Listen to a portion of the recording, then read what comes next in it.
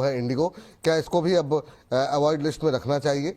कल खबर आई, एक बाउंस बैक जरूर देखने को मिला, पर इस सेक्टर को लेकर के आज तक दुनिया भर में बहुत प्रॉफिटेबल बिजनेस जो है ये कभी रहा नहीं।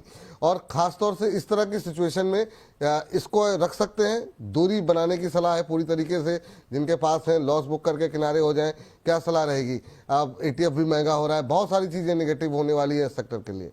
बात तो सही है।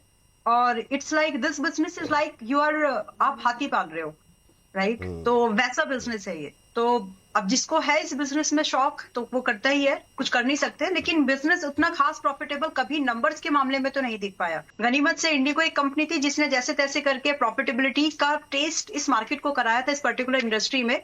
वो भी अभी जो है बैकलैश इस मार्केट में देख ही रही है। सो अभी मुद्दे की बात यह है कि करना क्या है। 4100 के 4000 के पास में अभी आ गया, 4010 पे चल रहा है। देखिए, सिंपल सी बात इतनी है अगर आपका नजरिया 3 साल से कम का है तो पीछे हट जाओ।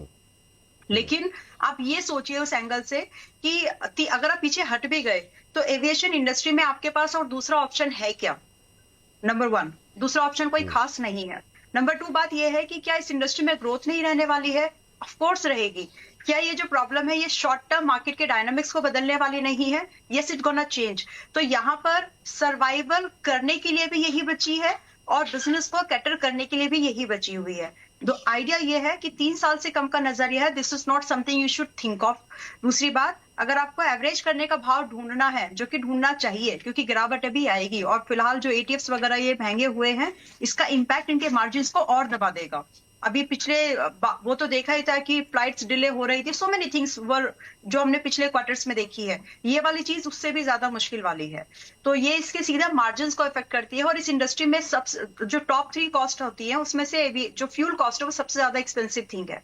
तो इसके लिए of course it's not a good thing. अब इसके चलते स्टॉक में प्रेशर और बढ़ेगा क्योंकि जो रिजल्ट्स फ्यूचर में आने वाले हैं नेगेटिव, मार्केट उसको पहले से ही सेंस करेगी, डिस्काउंट करेगी और वो प्राइस में दिखेगा। सो दैट 3300 के आसपास का भाव इंडिगो में एक बार आएगा, वहां पर हम चाहें तो एवरेज कर सकते हैं। उससे पहले मेरा फ्रेश बाय का और एवरेज का अब कोई व्यू नहीं है, क्योंकि लिटरली आई एम सेइंग कि मुझे इस वॉर में कोई जल्दी से कोई शांत होती हुई चीजें दिख नहीं रही हैं, क्योंकि दोनों ही पक्ष अपनी अपनी बातों पर अड़े हुए हैं।